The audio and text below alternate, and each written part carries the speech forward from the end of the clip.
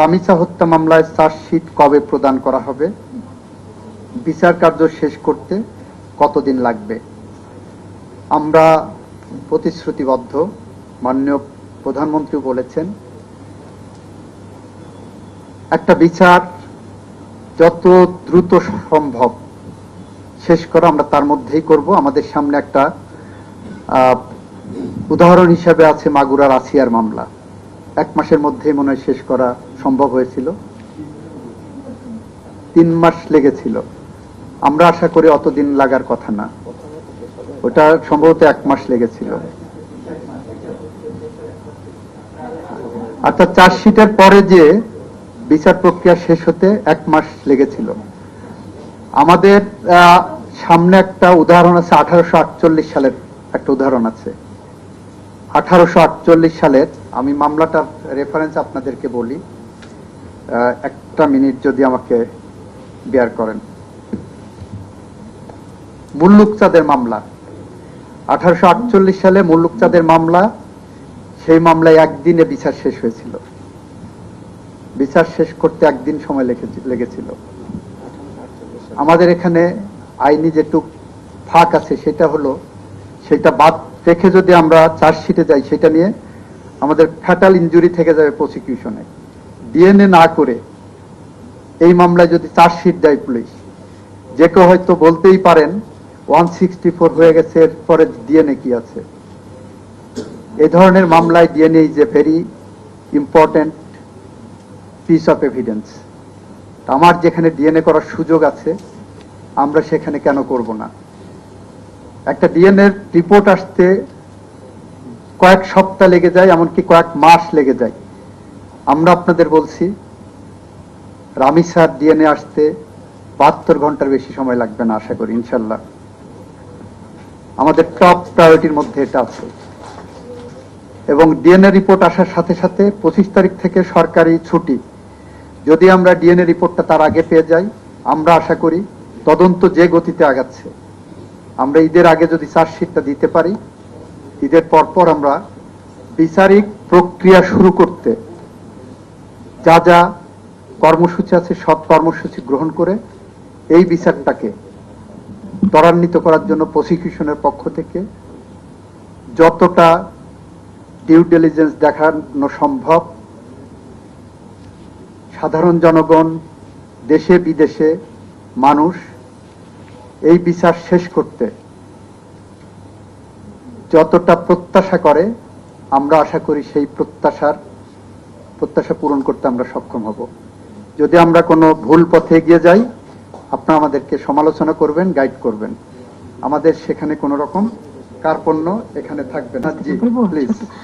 একটা তো হচ্ছে রামিসার বিচার এবং এটা সংক্রান্ত যে উদ্যোগগুলো, আরেকটা হচ্ছে যে এই যে ওয়াইড স্প্রেড যে রেপের ইনসিডেন্ট গুলো যে হারে বেড়েছে এবং মানুষজন ভয়ে আতঙ্কে, ছোট শিশু তো আমরা বড়রাও আসলে আতঙ্কে থাকি বা আগে সিকিউর ফিল করি না, তো সেইটা কমানোর জন্য কি উদ্যোগ? আমরা মনে হয় আইন শৃঙ্খলা রক্ষাকারী বাহিনী এ বিষয়ে যতটা তৎপর হওয়া সম্ভব ততটাই তৎপর আছেন। এটা আমাদের সামাজিক অবক্ষয়ের অংশ। সামাজিক সচেতনতা আমাদেরকে বৃদ্ধি করতে হবে এবং আইন শৃঙ্খলা রক্ষাকারী বাহিনী এবং বিচার প্রক্রিয়াকে যদি আমরা আরো বেশি সুষ্ঠু ধারা আস্থার জায়গায় নিতে পারি, আমার মনে হয় আমরা যৌক্তিক একটা পরিবেশ তৈরি করতে পারবো। এটা নাম্বার 1। নাম্বার 2, আমাদের আরেকটা হতাশার জায়গা আছে, যেটা আপনাদের প্রশ্নে আসেনি, আমি তুলে ধরি। সেটা হলো ট্রায়াল কোর্ট এই সমস্ত ক্ষেত্রে একটা ফাঁসি দিলে হাইকোর্টে যে সেই ফাঁসির কনফার্মেশনের একটা বিষয় থাকে, আইনে দেওয়া আছে। যে কোনো মৃত্যুদণ্ড সেশন জাজ যদি দেন, that is subject to confirmation by the High Court division. তো সেই ক্ষেত্রে হাইকোর্ট ডিভিশন যদি কনফার্মেশন দিতে বছরের পর বছর লাগান, সঙ্গত কারণে সেখানে সময়টা লাগে পেপার বুক রেডি হতে। তো এই জায়গাগুলো আমরা খতিয়ে দেখছি যে এই দেরির জায়গাটা কিভাবে সমাধান করা যায়। এটা সুপ্রিম কোর্টের এখতিয়ার। আমরা সুপ্রিম কোর্টের সাথে এই বিষয়ে কথা বলবো যে এইসব ক্ষেত্রে শুধুমাত্র না, এই ফাঁসির আসামিদের ক্ষেত্রে কতটা সংক্ষিপ্ত সময়ের মধ্যে আমাদের পেপার বুক রেডি করে মামলা নিষ্পত্তি করা যায় সেই জায়গাও করব। আমি যখন অ্যাটর্নি জেনারেল ছিলাম 2টা বা 3টা মামলায় ব্যত্যয় করিয়েছিলাম। Special permission honourable chief justice দিয়েছিলেন। তার একটি ছিল মেজর সিনহা হত্যা মামলা, আরেকটি ছিল সম্ভবত আবরার ফাহাদ হত্যা মামলা। এই 2টা মামলা নৃশংস হত্যাকাণ্ড। যদি স্বাভাবিক গতিতে পেপার বুক রেডি হতো, এটা হয়তো আরো 5-6 বছরের আগে সম্ভব হতো না। যে কারণে আমরা স্পেশাল পারমিশন নিয়ে আমরা এটা করার চেষ্টা করেছিলাম। নেত্রকোনার মেঘলার ব্যাপারে বিচারিক প্রক্রিয়ার যা যা করণীয় করা সম্ভব সব করা হচ্ছে।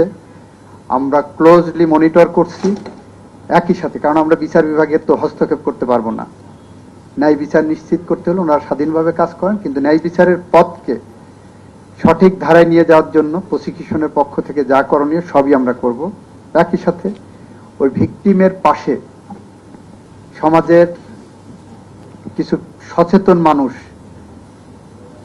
এসে দাঁড়াতে চেয়েছেন, কিন্তু তাদের একটা শর্ত আছে, তাদের নাম যাতে না আসে যে তারা এটা সহযোগিতা করছেন, তারা নিজেরাদেরকে প্রচার করতে চান না।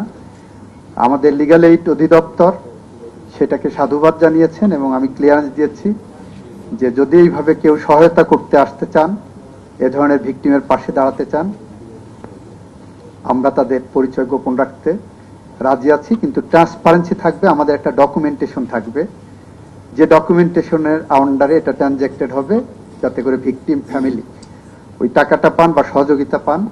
কিন্তু আমাদের জায়গা থেকে আমরা রেকর্ড রাখবো